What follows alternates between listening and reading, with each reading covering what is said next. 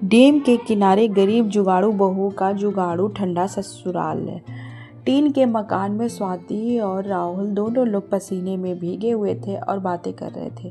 स्वाति बोलती है कि खाने के लिए पेट भर अन्न नहीं है और सारा दिन आप कैसे इस गर्मी में मजदूरी करेंगे जी। मेरी तो कुछ समझ में नहीं आ रहा। हम लोग इतना ज़्यादा गरीब हैं कि 2 टाइम का खाना भी कायदे से नहीं खा सकते हैं। तो राहुल बोलता है कोई बात नहीं है स्वाति, एक एक दिन करके कट ही रहा है। मैं देख रहा हूँ दूसरा काम, अगर मुझे दूसरा काम मिल जाएगा तो मैं ये काम छोड़ दूँगा मज़दूरी का और मैं दूसरा काम पकड़ लूँगा। तुम चिंता मत करो मेरी, जो भी रूखा सूखा है उसको खा करके, और काम करना तो ज़रूरी है ना। अगर काम नहीं करेंगे तो रूखा सूखा भी नहीं मिलेगा।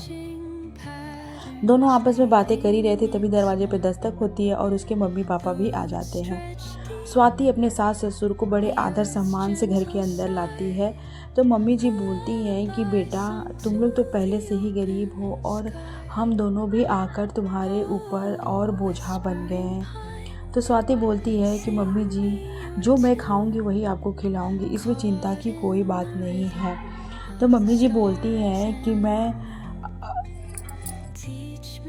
स्वाति तुमको पता है तुम्हारी जेठानी जानकी मुझसे ढेर सारा काम करवाती थी। वो कोई बात नहीं है, मैं कर लेती काम, लेकिन उसने तो हद ही कर दिया। एक तो गट्ठर में कपड़े का धुल रही थी, ऊपर से और ज़्यादा कपड़े ले आई। और जब तुम्हारे पापा जी बोले कि बेटा अपनी सास से इतना काम क्यों करा रही हो, तो तुम्हारी जेठानी क्या बोलती है कि पापा जी आप ज़्यादा ज़बान मत लड़ाइए, हाथ चलाइए, किचन में बर्तन पड़ा है जाकर बर्तन धोइए।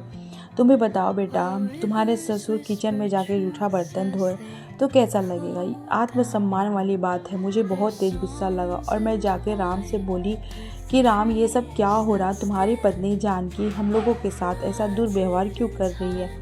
तो पता है तुम्हारे जेठ ने क्या कहा। तुम्हारे जेठ ने कहा कि मम्मी अगर इस घर में हम लोगों के साथ आपको रहना है तो इसी तरह जानकी का कहा मानना होगा। जानकी अकेले आप लोगों का सेवा नहीं कर सकती। अगर आप लोगों को नहीं रहना है तो आप लोग घर छोड़ के जा सकते हैं, 2 लोगों का खर्चा बचेगा। वैसे भी इतनी महंगाई में इतना बड़ा परिवार का खर्चा नहीं चल सकता। बेटा तुम्हें पता है तुम्हारे जेठ और जेठानी धोखे से ज़मीन और घर अपने नाम कर लिए और हम लोगों को घर से बाहर बेदखल कर दिया।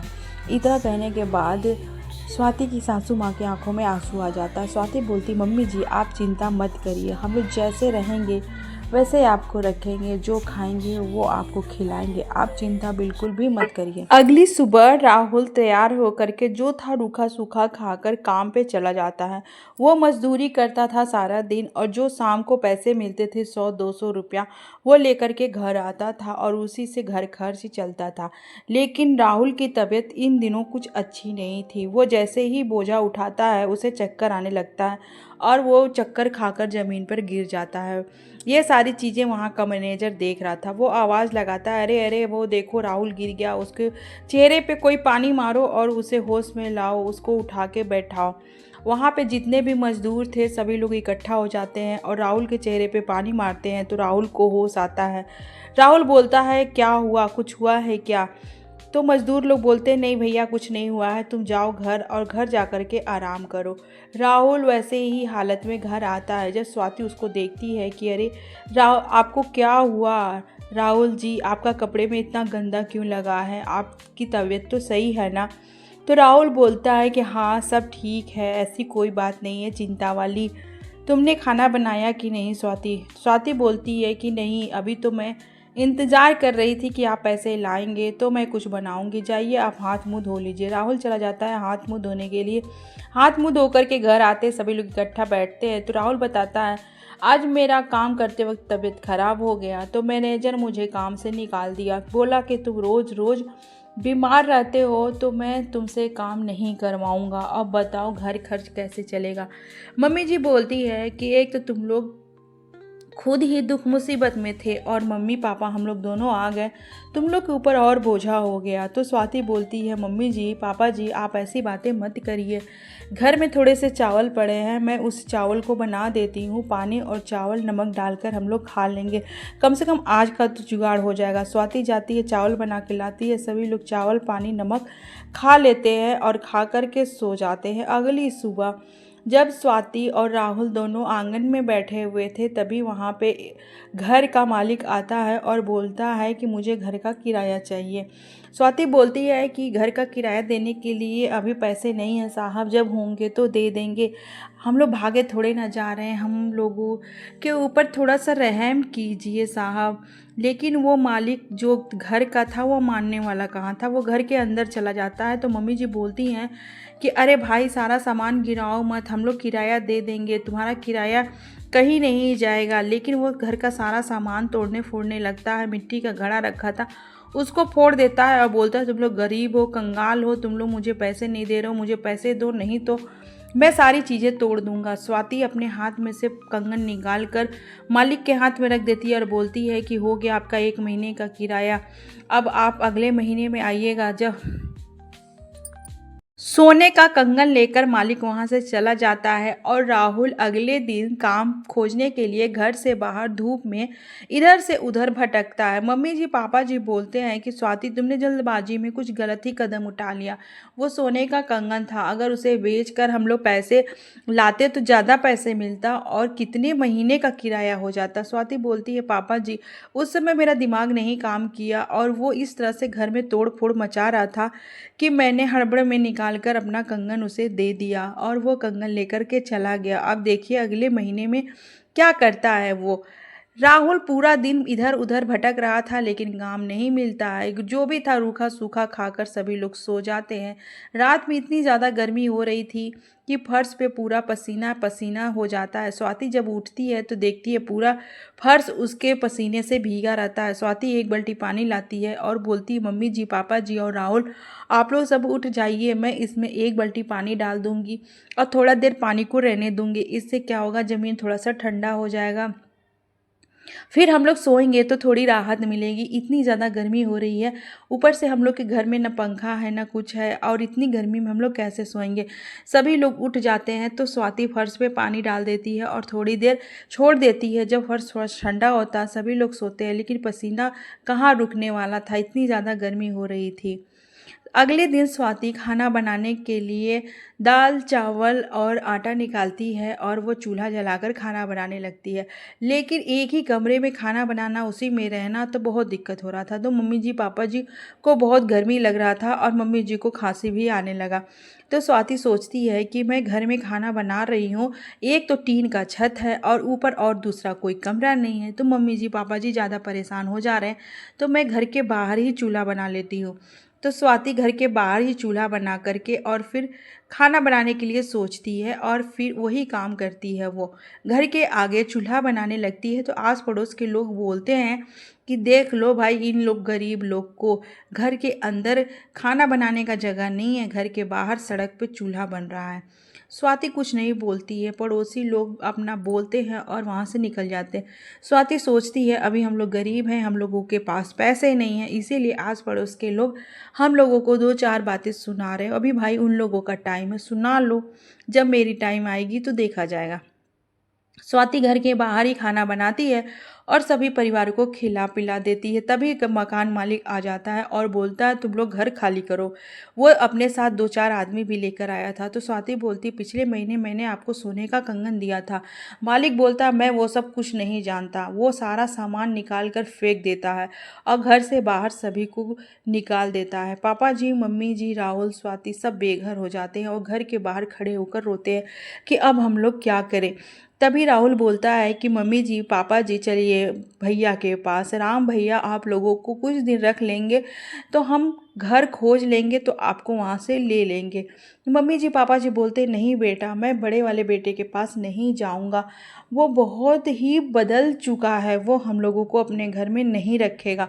लेकिन राहुल बोलता है और कोई दूसरा रास्ता भी नहीं है। राहुल जा कर के राम के घर के नीचे आवाज़ लगाता है, राम भैया घर से बाहर निकलो। तो राम बोलता है अरे जानकी, ये तो राहुल की आवाज़ है। तो जानकी बोलती है कि आया होगा पैसे मांगने, कोई ज़रूरत नहीं है उसे पैसे देने की, दरवाजे पे से भगाइए उसको। तो राम बोलता है ठीक है मैं ऐसा ही करता हूँ। राम गुस्से में घर के बाहर निकलता है और पूछता है क्या हुआ राहुल, इतनी तेज तेज क्यों चिल्ला रहे हो। तो राहुल बोलता है कि भैया हम लोगों को मकान मालिक घर से बाहर निकाल दिया है, कुछ दिन मम्मी और पापा को अपने पास रख लीजिए, सर छुपाने के लिए हम लोगों के पास कोई जगह नहीं है। जब मैं अपना घर का इंतज़ाम कर लूँगा तो मम्मी और पापा को यहाँ से ले जाऊँगा। तो राहुल बोल कर चुप हो जाता है। मम्मी जी पापा जी जानते थे कि राम नहीं रखेगा। राम सीधा जवाब दे देता है, मैं तुम लोगों को अपने घर में घुसने नहीं दूंगा, तुम लोग जाओ यहाँ से, ये घर मेरा है, इस घर पे तुम लोगों का कोई अधिकार नहीं है।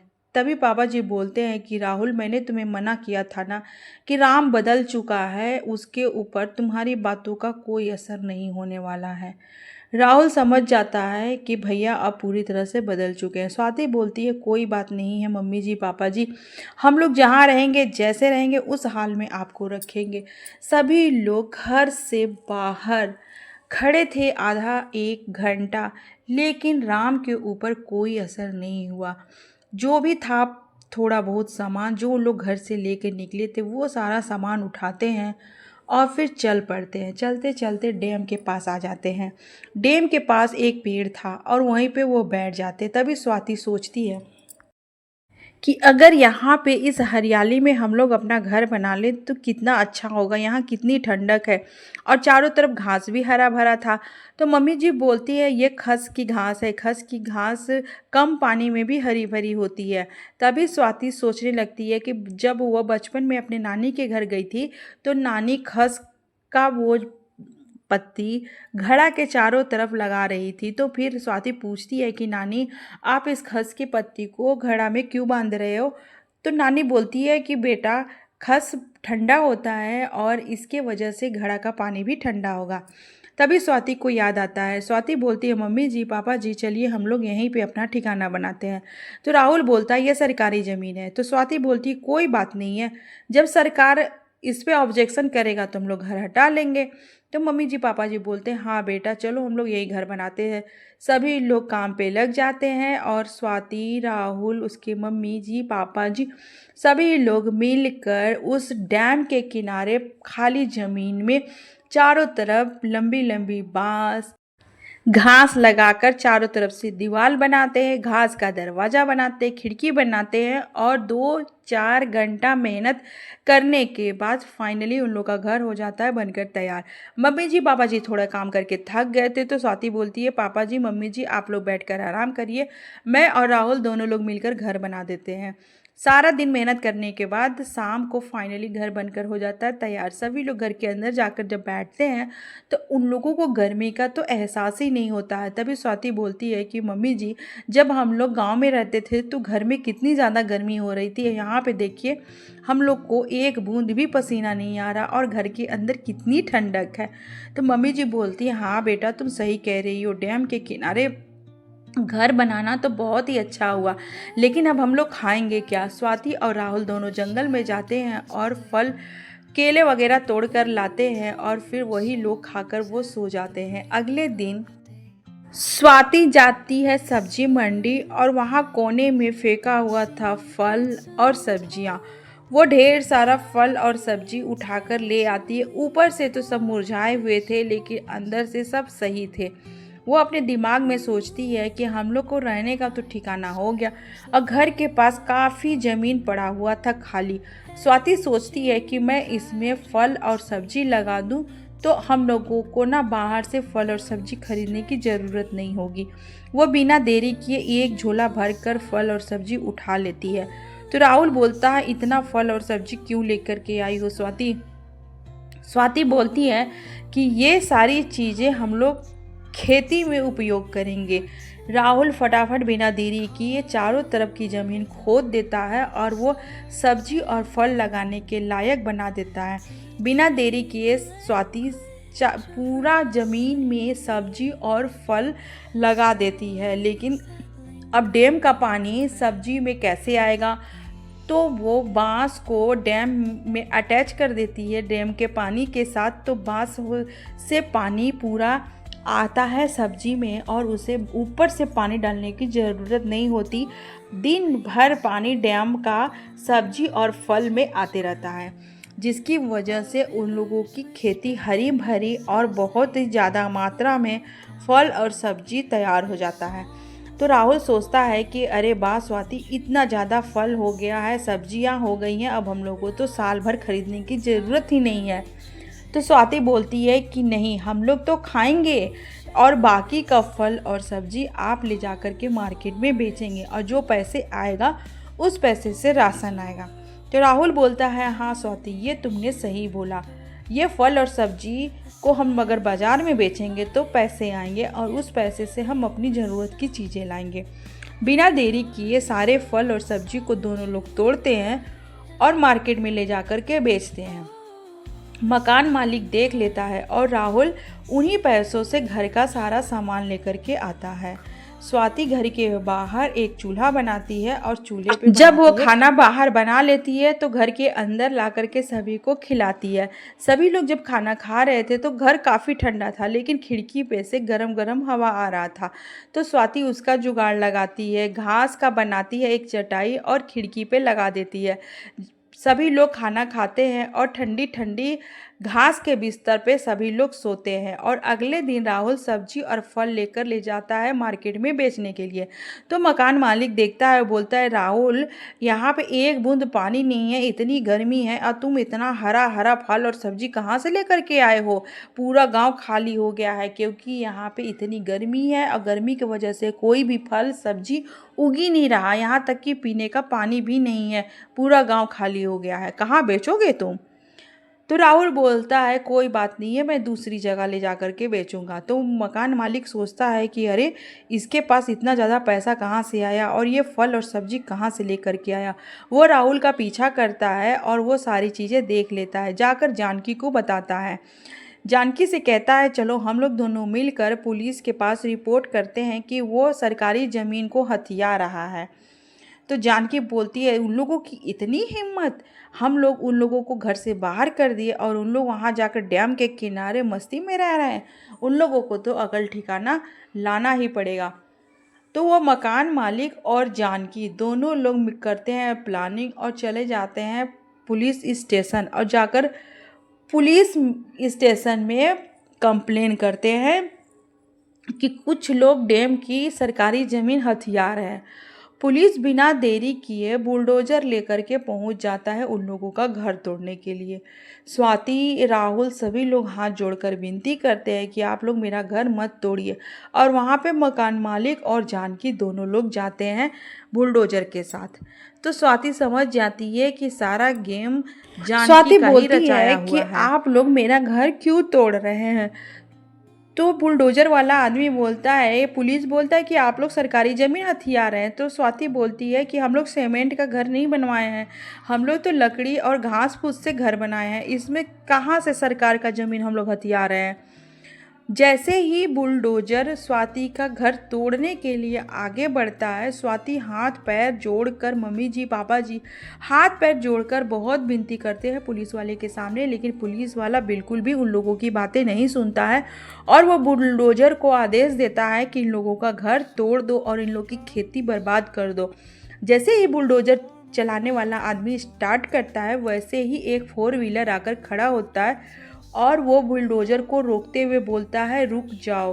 वो उस जगह का डीएम था और वो बुलडोजर को आदेश देता है कि तुम इस घर को नहीं तोड़ सकते, ये लीगल और अनलीगल नहीं है, ये मिट्टी और लकड़ी बाँस से बना हुआ घर है, यहाँ कोई सीमेंटेड घर नहीं बना है।